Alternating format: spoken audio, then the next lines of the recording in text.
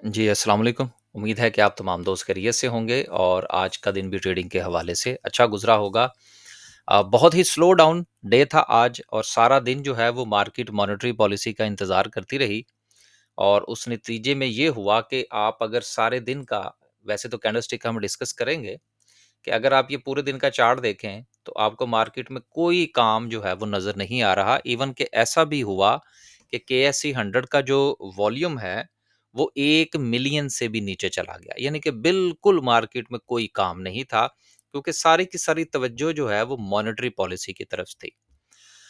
कल की वीडियो में हमने मॉनेटरी पॉलिसी के हवाले से गुज़ारिश की थी, लेकिन मीडिया पर जो हाइप क्रिएट की गई थी कि जो इंटरेस्ट रेट है वो 6% पर जाने लगा है और फिर कट हो जाएगा और 5% जो है यानी कि 500 बेसिस पॉइंट जो हैं वो निकल जाएँगे। देखिए, मैंने कल भी एक गुज़ारिश की थी, लेकिन आज जो है वो शुरू में ही मॉनेटरी पॉलिसी के हवाले से थोड़ी-सी बात हो जाए, फिर हम आगे चलते हैं। साथ में थोड़ा-सा ज़िक्र ये भी कर लेंगे कि किस-किस सेक्टर के ऊपर कितना इसका इम्पैक्ट जो है वो आ सकता है। खबर तो ये है कि जी स्टेट बैंक ऑफ पाकिस्तान ने इंटरेस्ट रेट को जो है वो अनचेंज रखा है पहली मॉनेटरी पॉलिसी में, यानी कि 11% पर बरकरार रहेगा। देखिए, मीडिया के ऊपर ना बहुत सारी चीज़ें जानबूझकर चलाई जाती हैं। अब मेरी आप उस बात की तरफ आइए कि जो मैं अक्सर आपसे गुज़ारिश करता हूँ, जिस वक़्त ये जो हमारे आईपीपीज़ हैं, इसके हवाले से गौहर इजाज़ साहब ने बड़ा जो था वो एड़ी-चोटी का ज़ोर और बड़े गले फाड़-फाड़ के प्रेस कॉन्फ्रेंसेज़ ये और वो और उसके साथ जमात-ए-इस्लामी। देखिए, ये कुछ जो है ना वो पब्लिक स्टंट होते हैं। तो ये जो स्टंट होते हैं ना बेसिकली एक आम आदमी जो मार्केट में काम करने वाला है वो समझता है पता नहीं ये सारा कुछ हो जाएगा। ये इतना आसान काम नहीं है यार। 500 बेसिस पॉइंट आप निकाल के तो इकोनॉमी जब हीट अप हो जाएगी तो उसको आप कंट्रोल कैसे करेंगे? सिंपल सी बात है ना। मैं चले एक छोटी-सी एक एग्ज़ाम्पल आपको दे देता हूँ। मिसाल के तौर पर एक चीज़ जो है वो आपको मिल रही है ₹11 की, 11% है ना? इसको आप ऐसा समझ लें। एक चीज़ आपको मिल रही है ₹11 की। अब आप उसकी प्राइस जो है वो ₹6 करना चाहते हैं, तो यार उसकी सेल्स इंक्रीज़ नहीं होंगी। तो अगर सेल्स इंक्रीज़ होंगी, तो उसको 11 से ₹6 पर प्राइस लाने से पहले आपको अपनी सारी प्रोडक्शन लाइन बेहतर करनी पड़ेगी। नहीं तो लोग जो है वो लाइन लगा के आपकी जो है वो दुकान के बाहर खड़े हो जाएँगे और आपके पास माल ही नहीं होगा। तो वो बिज़नेस चोक हो जाएगा ना। तो ये सिंपल सी बात है इकोनॉमी की भी यार। इंटरेस्ट रेट उठा के आप 500 बेसिस उसमें से निकाल देंगे, आपकी लीज़िंग सस्ती हो जाएगी, गाड़ियों की लीज़िंग सस्ती हो जाएगी, लोन सस्ता हो जाएगा। बहुत सारी चीज़ें जो हैं उनकी प्राइसेज़ एकदम से ड्रॉप हो जाएँगी। उसको कंट्रोल कैसे करेंगे? बैलेंस कैसे क्रिएट करेंगे यार? ये आहिस्ता-आहिस्ता काम होगा, इतना जल्दी ये काम नहीं हो सकता। तो कल जो था वो मैंने भी इस हवाले से गुज़ारिश कर दी थी कि अगर स्टेट बैंक ऑफ पाकिस्तान जो है वो किसी किस्म की कोई तब्दीली करता है, तो वो मेरे लिए यकीनन एक बहुत बड़ी खबर होगी। क्योंकि हमें ऐसा कुछ लग नहीं रहा था। अब साथ ही थोड़ी-सी बात हम ये कर लें कि किन-किन सेक्टर्स को इसका नुकसान हो सकता है। यार देखिए, नुकसान वाली तो बात है कोई नहीं। इसलिए कि इंटरेस्ट रेट जो है वो देखें कहाँ से गिरा है। तकरीबन 50% जो है वो तो नीचे आ चुका है। तो वो तमाम कंपनीज़ जिनका लेन-देन जो है वो बैंक्स के साथ होता है या जिन्होंने बहुत सारा कर्ज़ उठा रखा है, जिसमें सीमेंट सेक्टर, स्टील सेक्टर और इसके अलावा टेक्सटाइल सेक्टर, ये जो बड़े-बड़े जितने भी सेक्टर्स हैं, इसमें बहुत सारी कंपनीज़ हैं जिनके ऊपर लोन है, जिन जो कि उन्होंने रीपे करना होता है। अब यहाँ पर भी 2-3 चीज़ें बड़ी अहम हैं कि क्या जिस वक़्त ये लोन लिया जाता है, क्या वो ये होता है कि जैसे ही मॉनेटरी पॉलिसी में शरह सूद नीचे आएगी तो हम आपसे जो है वो कम चार्ज करना शुरू कर देंगे? नहीं यार, ये एग्रीमेंट्स हुए होते हैं, किसी का 3 साल का एग्रीमेंट होता है, किसी का 5 साल का होता है। हाँ, जो आपने नया लोन लेना होता है, वो आपको सस्ता दस्तयाब होता है।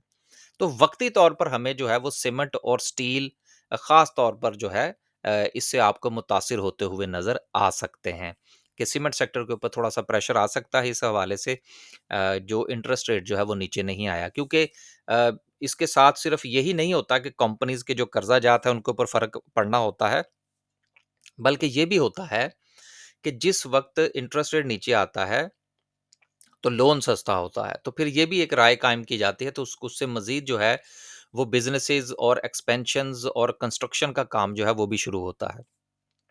तो एक डबल इम्पैक्ट आता है आपके सीमेंट सेक्टर के ऊपर, कंस्ट्रक्शन के पॉइंट ऑफ व्यू से भी और लोन के रीपेमेंट के हवाले से भी और नए लोन्स के हवाले से भी। तो 2-4 दिन में ये चीज़ें एडजस्ट हो जाएँगी। लेकिन आप साथ में ये भी तो देखें ना यार कि इन सेक्टर्स ने और मार्केट ने आपको कितनी ऑलरेडी मूव दे रखी है। अब और ज़्यादा अगर मूव आएगी तो ये वो किसी वजह से आएगी ना, थोड़ा सस्टेनेबिलिटी पैदा होगी तो फिर ही आएगी ना। तो इसलिए ये कहना कि जी आज जो है वो अगर इंटरेस्ट रेट जो है वो नीचे नहीं आया तो अब मार्केट का बेड़ा गर्क हो जाएगा। तो यार फिर आपने जो पहले जो 50% जो है वो इंटरेस्ट रेट नीचे आया है तो उसका इम्पैक्ट तो आपको मार्केट ने दे दिया है ना। तो एक मॉनेटरी पॉलिसी में अगर वो सस्टेन कर गए हैं 11% को, तो ये कहना है कि जी मार्केट अब खत्म हो जाएगी और वो रहेगा कुछ नहीं। तो बहरहाल ये सारी वो बातें हैं जो कि अनरियलिस्टिकली मीडिया पर की जाती हैं, हाइप क्रिएट की जाती है, लोगों को पैनिक किया जाता है और बाज़ औक़ात सुहाने ख्वाब भी दिखाए जाते हैं।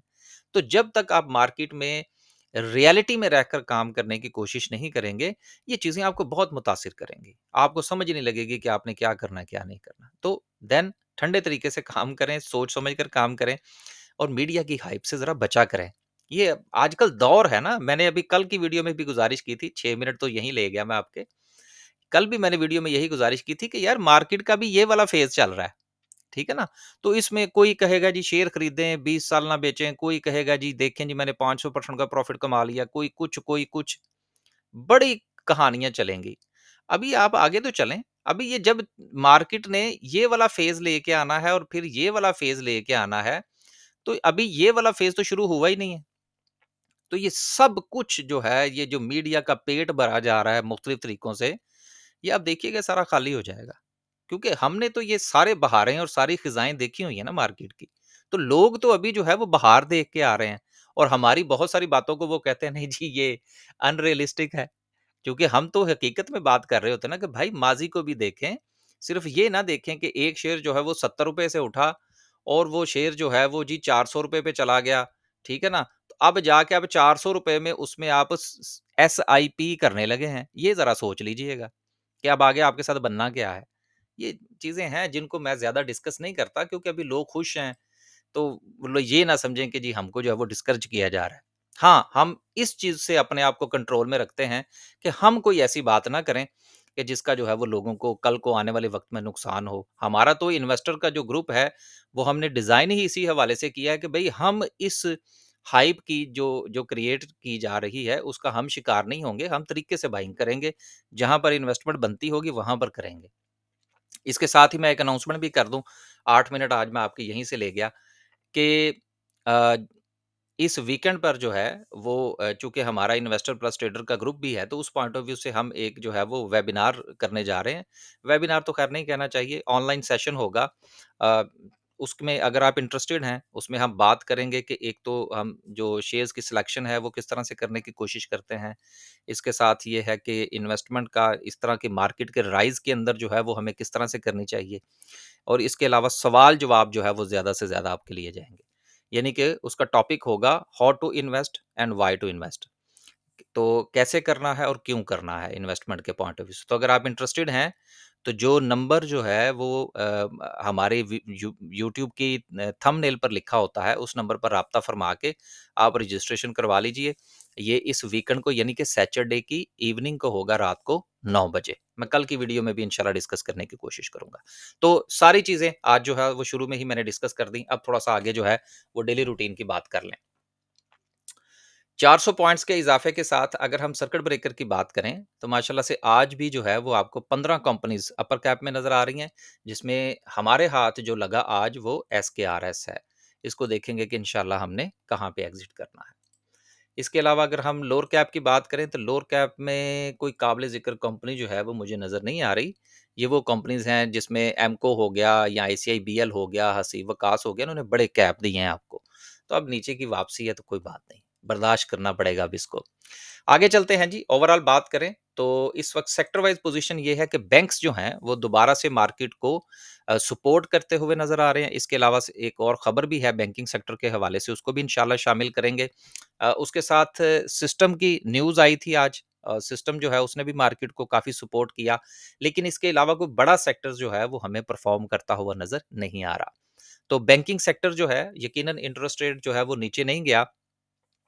अब देखें बैंकिंग सेक्टर के ऊपर जो ये पॉजिटिव इम्पैक्ट आपको थोड़ा-सा नज़र आ रहा है, इसमें कुछ किरदार जो है, वो आने वाले दिनों में कुछ खबरें इस तरह से चल रही हैं, बल्कि खबर मैं साथ में शामिल कर ही दूँ। स्टेट बैंक वाली खबर तो हमने पढ़ ली। खबर थी यहाँ पर मैंने एक निकाली थी, हाँ, ये वाली कि गवर्नमेंट जो है वो ये प्लान करने जा रही है कि जो हमारे बैंक्स और एक्सचेंज कंपनीज़ हैं, उनको क्रिप्टो करेंसीज़ के ऑपरेशंस की इजाज़त दे दी जाए मशरूत तौर पर। लेकिन इसमें अभी बहुत सारी कबाहतें मौजूद हैं। हो सकता है कि ये खबर पढ़ के बड़े लोग जो हैं वो खुश हो जाएँ, क्योंकि पैनिक क्रिएट हो जाता है ना कि अब जी बस जी बैंक गए ऊपर। तो इस चीज़ों से बचें। ये जो इस किस्म के लोग हैं ना, मैं आपको बताता चलूँ, अभी पिछले दिनों को 2 से मेरा ख़्याल है कि 3 या 4 हफ़्ते पहले की बात है कि लोगों ने अपना सारा कुछ बेच के लॉस बुक कर लिया। मार्केट ऊपर चली गई। अब फिर मेरा ख़्याल है, अच्छा वो मार्केट नीचे गई, लोगों ने लॉस बुक किया, मार्केट रिकवर कर गई, लोगों ने फिर बाय किया। अब मार्केट फिर जो है वो अपने एज के ऊपर है। अब मुझे लगता है कि वो लोग जिन्होंने पहले लॉस बुक किया था, फिर जब मार्केट ऊपर गई उन्होंने रीबाय किया, अब वो दोबारा से लॉस बुक करेंगे। ये वो लोग हैं जो मार्केट को पैसा दे के जाते हैं। तो इन चीज़ों से बचें यार। चीज़ों से ना एकदम से इम्प्रेस ना हो जाया करें। तो गवर्नमेंट जो है ये अभी इसने ये फैसला करना, अभी जो मीटिंग हुई है इस्लामाबाद के अंदर उसमें इस चीज़ के ऊपर गौर किया जा रहा है, क्योंकि हमारे ऊपर आपको याद होगा कि हम फेटफ की ग्रे लिस्ट में रहे हैं। और ये जो डिजिटल एसेट्स हैं बेसिकली इस वक़्त इसके ऊपर सबसे ज़्यादा इल्ज़ाम ये है कि टेररिज़्म के लिए जो पैसा इधर से उधर होता है, वो उसमें सबसे जो ईज़ीएस्ट वे है, वो क्रिप्टो करेंसीज़ का है। तो इसके हवाले से लेजिस्लेशन और उसके साथ अपना इमेज बिल्डिंग करना ये बड़ी ज़रूरी और बड़ी मुश्किल होगी पाकिस्तान के लिए। लेकिन इसके ऊपर जो है वो पूरी तरह से काम ज़रूर हो रहा है कि बैंक्स और एक्सचेंज कंपनीज़ को इन्वॉल्व करके जिस तरह यूके और यूरोप के अंदर आप बैंकिंग सेक्टर के बैंकिंग ट्रांज़ैक्शंस के ज़रिए से आप अपना पैसा जो है वो क्रिप्टो में इन्वेस्ट कर सकते हैं। लेकिन उसके लिए भी काफ़ी ज़्यादा जो है वो फाइनेंशियल कंडक्ट अथॉरिटी जो है उसने रूल्स एंड रेगुलेशंस बना रखे हैं। गो के यूके में बैठे हुए हम ये खरीद सकते हैं, हमारे लिए कोई प्रॉब्लम नहीं है, पेपॉल से खरीद सकते हैं। वो हमारे बैंक अकाउंट के साथ चीज़ें लिंक होती हैं। हम करते भी हैं सारा कुछ।